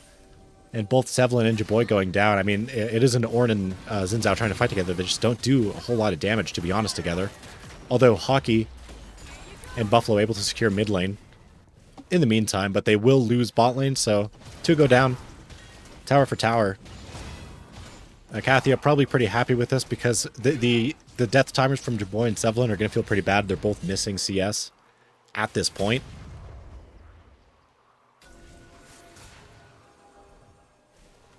And Vision again from Icathia looking fantastic. If you look at the map, the entire bottom side here on the side of Camavor is just warded by Icathia. They don't really have anywhere they can go that isn't warded, and Icathia is still clearing out more. Wait for it, just hitting a turret here. So actually able to get a free turret for the bottom Vision. Dragon will be spawning though. And Icathia probably going to be able to secure it, I would imagine. And the side of Camavor actually making a great call. They know their bottom side jungle is just really heavily warded, and drag is up. So Sevlin able to go top here on this timer, but I mean, killing Jax is going to be really hard for these two because Counter-Strike is going to be pretty strong, honestly, into both their champions. And Sevlin showing on this timer is going to be pretty risky because the Dragon is up, but also Otacon is also up. Sevlin having to run away from Sua. I mean, it had to turn around, I think, before Counter-Strike was back up. And yeah, that will likely be Otacon lost for them because that is a 1-for-1. So now wait for it. Also can't teleport down. Combo trying to kill Hockey mid lane in 1v3 does go down, and now I don't think they can make it bot fast enough to contest the Otacon, but they will be able to get at least mid tier 2, it looks like.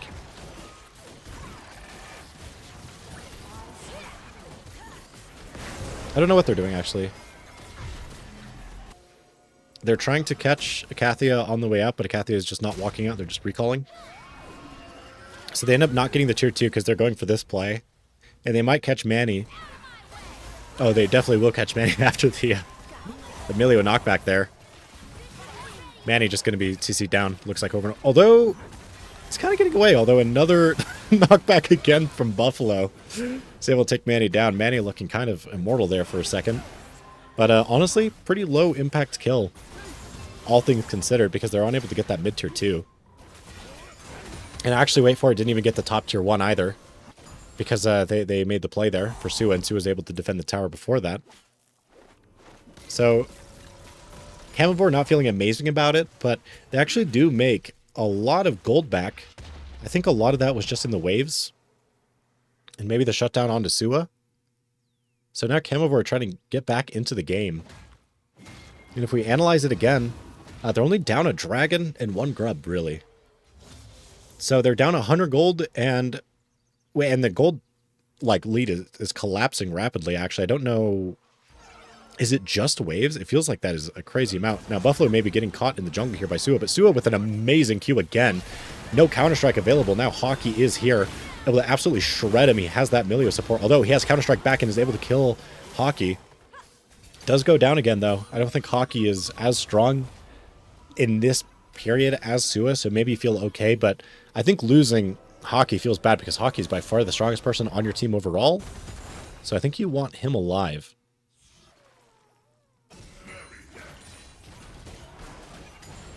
Combo in the side lane here has his team in support. Camavor needs to be really careful. Okay, they see all the members of Icathia there. Oh, Combo hit the shuffle, although it is onto his enemy, immediately ults. They will take him down, though. It does work. So Combo landing the shuffle, and they find Sevlin from it. Pretty big there, although no objectives on the map at the moment. So maybe nothing too much will come of that, because there's also no camps really that Sevlin could even go for. But they do get that gold on the team, and they're able to play more aggressive in the side lanes because of that.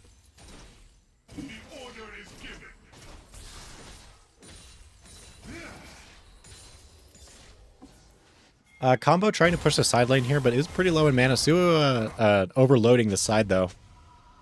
Bottom here, trying to support Combo. I think they're both deciding on a recall here. Sua playing pretty aggressive. But there's 4 members on the side of Camavor, and they're unable to catch him. Looks like he is aware that he might be in danger, or maybe not. Wow, showing on this wave when your team is in base is very risky.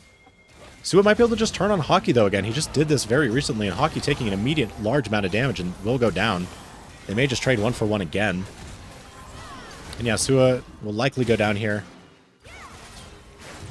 Unable to find one more. Manny giving Sevlin a recall. Wait for it actually looking to kill Manny here, and does a lot of damage to Manny. Manny stacking a lot of armor. Cody looking to make a play now, finds a lot of damage on Buffalo. Buffalo does go down. Now Sevlin trying to kill Manny, it looked like, and then swapped back to Cody. finds the kill onto Manny, and now Cody trying to finish him off, but will be unable to. And again, the gold is basically dead even. Camavor has... I think looking at scaling is difficult. I think that with that Ornn, you would think that they scale better, but I think the way that they would scale better would be Zeri playing like a Challenger 500 LP player. But also, that being said, Azir is kind of in the exact same boat. So it genuinely might come down to the two of them, whoever executes better, because I think as we saw there, even though... Oh! Combo trying to go for the combo again. It's unable to find it, although it might kill Hockey on the back end. Doesn't quite find anything, but I think that fight is a really good example of why Vayne doesn't actually scale amazingly. She doesn't even do an insane amount of damage, but finding that damage is really difficult because she is shorter range, and trying to get like an insane clip down is becoming less and less common as players just predict what Vaynes are going to do. They always used to think that the Vayne would back up and then the Vayne would go forward and then she's able to get a lot of plays, but you know, players just not falling for it nearly as much as they used to. We've all seen the clips. And because that Vayne has to play a lot more standard now, we'll get outvalued by a lot of ADCs. Now, it looks like we're going to have a huge fight over Dragon, actually. It didn't look like it would be a whole lot, but now Camavor, they do secure the Dragon, but there's a huge fight on the end of it. Jaboy's still full health, though, trying to help Zevlin, but will be unable to. Buffalo also on the back end. It is just Jaboy now, trying to survive, but will be unable to. Now, all 5 members of Camavor down with Baron up. Now, the gold lead again is 2,000 gold difference. Now, I think Icathia has a pretty strong lead now, because once this team gets ahead, the Jax and Vayne are incredibly hard to shut down, and specifically that Jax. Camavor doesn't have anyone great to deal with him. Normally you'd be looking for a mage to try to take him down, but Malzahar is already a little bit low damage already. But to make it worse, you know, when your minions are blocked from the Counter-Strike, and, you know, because his AP, I believe his ult actually gives him more magic resist when he's AP. So, wait for it unable to do too much damage there. And as long as he can survive, Sua may just be able to run over the game, to be honest. And even if he's not in the fights all the time, if it takes 4 people to trade 1-for-1 on you, you're still getting a huge advantage because the rest of Camavor is unable to do anything with the time. And there's actually a few times that Camavor would have been up in gold if that wasn't a 1-for-1. Sue now forcing Zevlin off of Raptors. And again, Camavor not able to hold the vision here in their bot side jungle. Jaboy and Manny gonna hit each other with wet noodles here.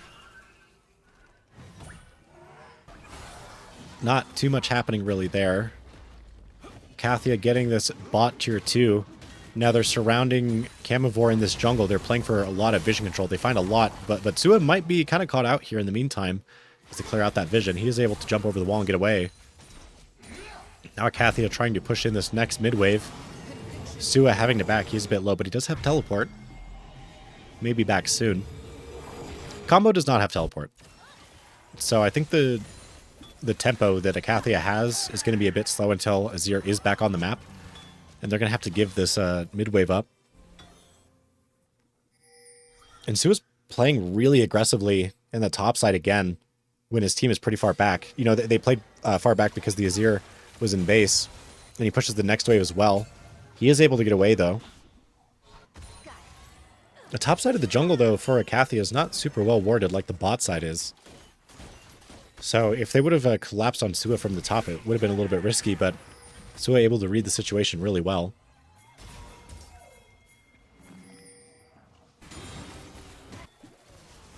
Looks like we're going to see a siege in the mid. I think Combo went for the combo again. Not sure. And now we're going to see probably a siege here in the mid lane. The siege for Icathia is not amazing, but Camavor has no real way to defend it, to be honest. Oh, and they're actually just going to try to...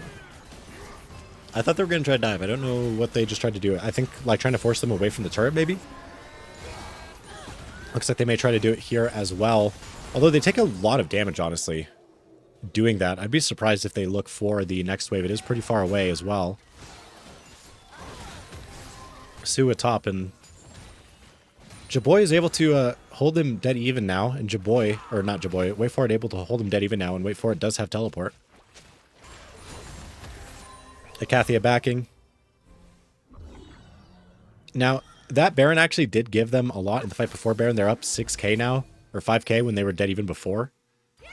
Let's see if they're able to push this gold lead farther.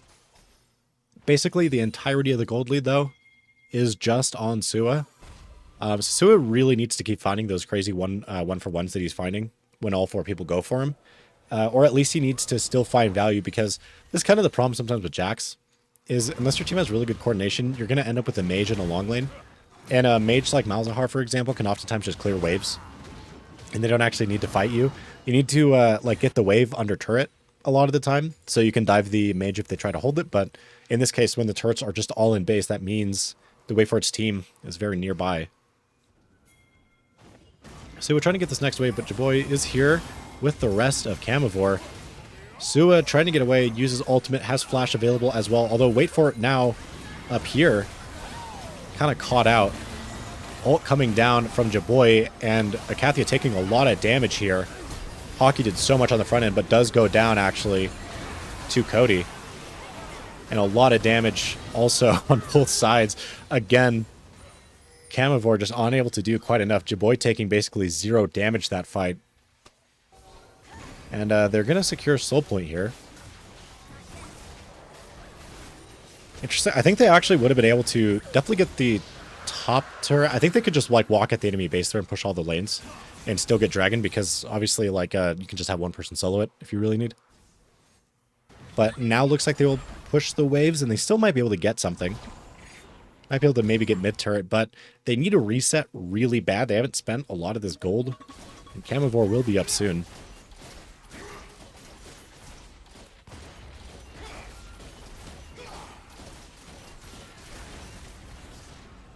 Camavor doesn't look like they really want to take an engage here.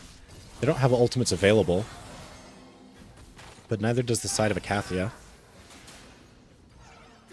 Baron is up in 40 seconds. It looks like that is what Icathia wants. Resetting for it, and we see Camavor moving towards the top jungle here. Trying to get good vision down, so they can walk into the Baron pit safely here, but they are probably unable to find it. To be honest, it's not super likely that they can contest this Baron at this point. They are 9,000 gold behind at this point. So let's see what they're able to do. Sua playing pretty aggressive mid here. Tries to kill Hockey. Does find the stun. Hockey taking a lot of damage. Will get blown up by Sua. Now Sua looking for Buffalo as well. The rest of Camavor not collapsing really. It looks like now Icathia just going to try to end mid. Jaboy teleporting. I don't know. That was quite a close teleport, I think, but they are able to defend. Icathia probably making the wise decision here to go to the Baron instead. I think sieging mid there, to be honest, like you can go for it, but trying to dive an Ornn is really hard, and Zen is also really good at just staying alive. So maybe those two wouldn't be a great option. What did Combo ult? I didn't see. Did he ult the Baron? Lots of shutdowns available for Icathia, but they're defending them really well. They have pretty low deaths as a team, especially at this point in the game. And with their vision, it's really hard to just find any like kills on the side. I think that's one of the issues with killing Sua when he's split pushing is if you look in the jungle, all of Camavor is normally just on vision, or they at least they're revealed on the side of the map they're on. Like if Sevelin shows top on one ward, it means that Icathia knows that he's not on the side of Jax. And if he's not top, it means he's probably bot, right? So difficult for them to try to find good collapses and good number advantages. And if they can't find good number advantages, it's going to be so hard for them to win 5v5 at this point. They are just so far behind.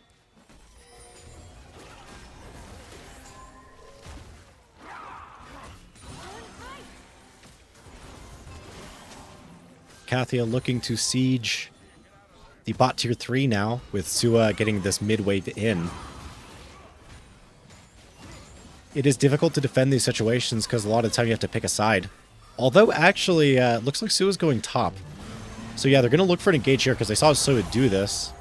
Unable to find anything, though. 4v5 here. Sevlin's in base, but Manny doesn't care. He's going straight for the engage. Manny goes down in the 5v4 combo, just hitting the turret without a minion. Gets some damage down onto it. And now Sua, actually does get the shuffle onto Sevlin, but Sevlin does have flash. Sevlin able to get away there. Wait for it, trying to hold Sua, but he got the wave on her turret, so Wait for it has to go pretty far back. We'll probably lose the inhib as well, although it is still a 5v4. If Camavor is ever going to look to defend, it needs to be now. They are going to chase down Combo, though. Combo trying to zone you to stay alive. Won't be enough. Will go down. Now Cody trying to get out. Cody has ultimate and barrier, though. Will just walk out. Camavor successfully defends that push. They've made it through this Baron, but here's Soul in 40 seconds for Icathia, and they kind of have to contest this. When a Soraka and Vayne have Cloud Soul, the game becomes insanely difficult because those are two of the best champions with it, to be honest, and Poppy and Jax also fantastic with it. Azira's kind of whatever with it, the way he can play vision, or play range, but he still can use it okay. And Camavor really needs to be able to catch people. You know, they have the Malzahar, they have the Xin Zhao. If they can't get in range to CC people, it's going to be really difficult against a Cloud Soul. Wait for it again, trying to defend this top inhib from Sua as the rest of Icathia is going for this dragon. Sua going to teleport immediately. Manny taking some damage on the front end here, but will keep going in. Combo finds the shuffle onto Buffalo, but Shuffalo is able to get out. Combo taking a lot of damage here. Combo will actually go down, but it is a trade for Jaboy. Buffalo is still alive here in the back, and Hockey is able to space them out really well. It's finding a lot of damage. Manny trying to find that stun, but not able to find too much, and Hockey flashes forward really aggressively. Not able to find quite enough damage. Oh, doesn't find anyone quite yet. All of Icathia super low. Sua in the back line, though, finds one, but does go down to wait, okay, so how impactful is this fight? So it is now 3v2. Manny is deciding not to contest the soul, which is probably a good idea, but the base of Camavor is being attacked right now. It does not look like Camavor is able to find anything more off of this fight.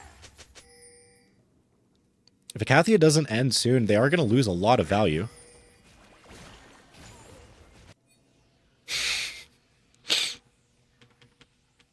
Sevlin, I believe, may have spoiled the game a little bit.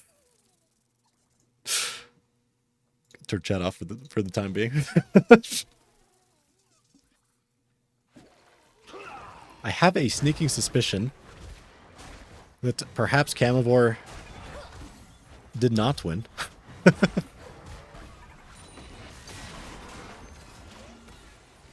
Looks like they will try to defend this last time, though. Icathia not really in a position to push for anything, though. They don't have a numbers advantage or anything. And a lot of the jungle is up. We are kind of getting to the point in the game, though, where the death timers are going to become super long. So the game could theoretically still go either way. Sua walks into 3, but they don't react in time quite fast enough. Trying to chase him down. They do actually find a little bit of an engage.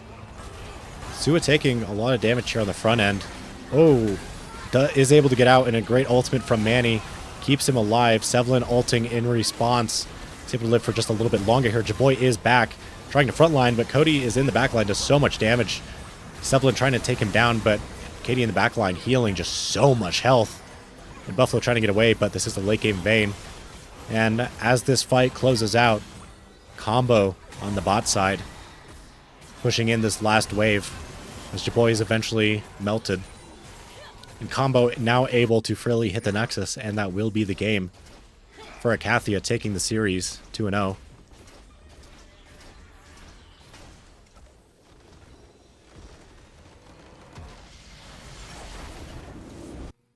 At the end, they're almost looking like they're able to do something, but not quite able to pull through with it after that second to last fight.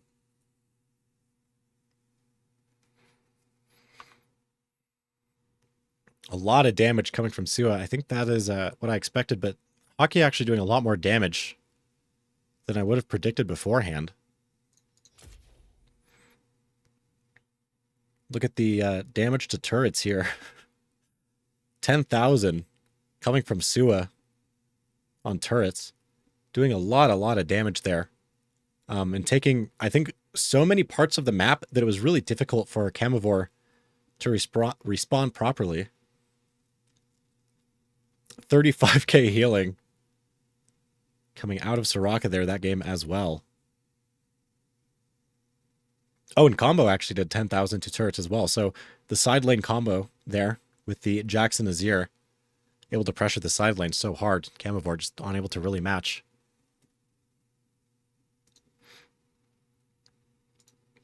Now, who are the captains for the team?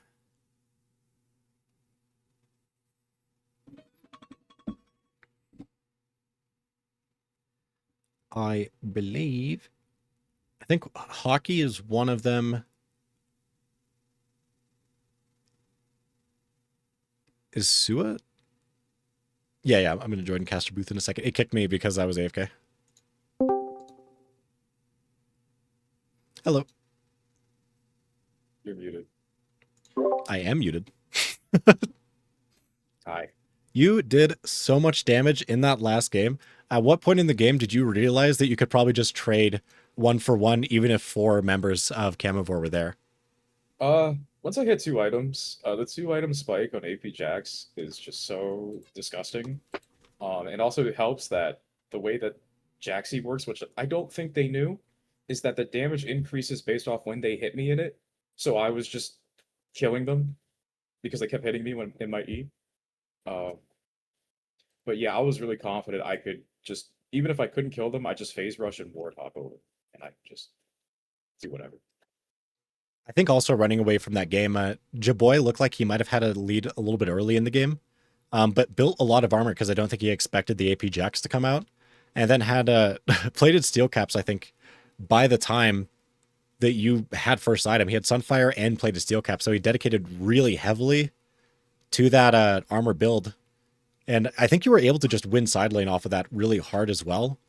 And then later on in the game, they tried to collapse on you with Hockey, but you would just jump on his face a lot of the time, and you were able to basically instantly pop him. And Buffalo unable to CC you enough to get away with it. And you and Combo both doing 10k damage to turrets. So if you're unstoppable in side lane like that, and Combo is also there in side lanes, it looked like you guys had really good coordination there, able to slowly whittle away the base of Camavor. Yeah, we had to coordinate a little more because they have a Malzahar, which makes it just really hard to do anything in side lane. But it's just, yeah, I mean, combo, we were both kind of fighting over who gets to go for what tier 2 tower because all we wanted to do was split push. But overall, it worked out pretty good because, yeah, we both just completely one-shot towers. I was also not expecting to see the Azir pocket pick come out. Was that something you guys talked about beforehand? Uh, yeah, he plays Azir pretty often. He just kind of said before, like, just it, we don't really talk a lot about what we're gonna pick in our drafts. We kind of just talk about what we're gonna ban. And usually our first and second picks, it's combo just kind of usually just doesn't say anything, and then when it's his turn to pick, he's like, "Yeah, just pick me this," and we're like, "Yeah, sure." I mean, and it always works. So, It does look like it worked this game pretty well. Did you guys know that, like, did you guys expect Sevlin to kind of flip the map there? Because it looked like you guys were really good at responding if you were making a play on one side of the map to play passive on the other side. Is that something you guys talked about in the game? um, not really, but I wasn't thinking about it because half the time it was me that was getting jumped on by Sevelin. So it was mostly um just the split push and me and combo of if we're doing something, something on the other side of the map is always going to happen. That's pretty much how I've always played the game. I'm always a side lane player. If there's a fight going on, I'm like, okay, I'm getting tier 2 or, something like that. And combo thinks the same a lot. Yeah, that makes a lot of sense. Were you guys also scared that Zeri might run away with the game at the end there? Because it looked like she did a lot of damage in the second to last fight near Dragon. And then in the actual last fight, you guys looked like you focused her pretty hard. Was that kind of a coordinated thing that you had in mind beforehand? Or was that just Yeah, kind of a feeling thing? it was very coordinated. It was pretty much just calm the whole game. Killzary and the whole fight is just one. Me personally, I was never scared of her, but I have bias because I was one-shotting her the whole game. Everyone else was a little concerned, but we were so far ahead pretty much throughout the game that the only reason we were ever actually kind of getting picked and losing fights is because we were not 5v5. Yeah, that does make sense. Okay, I do not have any more questions. Did you have any comments that you had about that game? Um, my team's really got to trust my AP Jacks. Every time we've kind of like practiced on it, we've lost every game, but it's never been my fault, and so they've been terrified of me picking it. But I'm really glad that we won this game. Like we were kind of messing around in game two, and we were like, "Yeah, we got game three." I'm like, "No, we don't have game three. We're winning this game right now, and we're gonna keep our kind of flawless because we have yet to drop a map." And I wanted to win on AP Jacks, so Yeah, you guys looked super strong in that game. I thought it looked good, to be honest. yeah, it's actually it's a bit of a pocket pick that I'm hoping that I can convince them to let me play more. Well, I'm sure they will after this game because that is still. You said you haven't dropped a game yet. Yeah, we are now 8-0 in maps and 5-0. Or let me look here. We haven't lost. I know that. Yeah, we're 4. Yeah, we're 4-0 and we're 8-0 in maps. Nice. You guys seem pretty unstoppable then, even on the AP Jacks. If your team was scared of it. Yeah, I feel like they should be more scared of my singed. It's pretty bad. Uh, but yeah. GG's to Camavor. They put up. I mean, you can tell as the weeks go on, and we're rematching people now. Teams are getting a lot better, and they're knowing more what to do, and it's becoming harder and harder. But we're gonna try our best to just kind of go flawless at round robin. Yeah, it's a good idea. Get the better matchups until the end of the tournament at least. And also, I think another big part of round robin is just keeping, that aura and intimidating other teams. And if you guys don't drop a map by the end, it's going to be so difficult for people to like start learning how to beat you, when we're in playoffs. Yeah, it's very difficult, and I could guarantee you they're not doing the right thing right now. They're paying too much attention to everybody, but the people they probably should be, and it's making it really easy for us to just kind of get away with drafts. Yeah, I could entirely see that. Uh, yeah. Since I'm glad we got a Saturday game too for once, so I can not have to work tomorrow. I'm tired. I don't think we have got one. I don't think I've even seen a Saturday game. It's nice, yeah. It's the life. But yeah, any other questions? Nope, I think that is it. Thank you very much for the interview. Yep, and thank you for casting. You actually were killing it and commentating as well. I appreciate it. Thank you. I think my voice may be dead again, but I hopefully it will survive. You were hard calming. It was really actually enjoyable to listen to in the last few minutes that we were able to hear. I am a yapper. I'm a world leading yapper. So We appreciate your yapping at Bash. Thank you and GG's and good night. yeah, no problem at all. Good night. Okay, thank you everyone for watching this stream.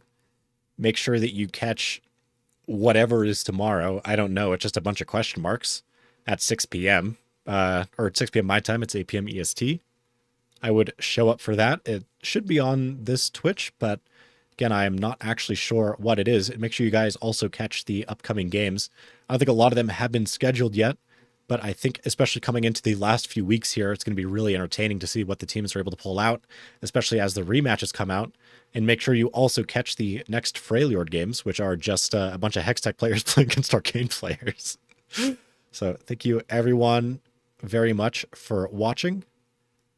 And I will see you guys whenever the next game is.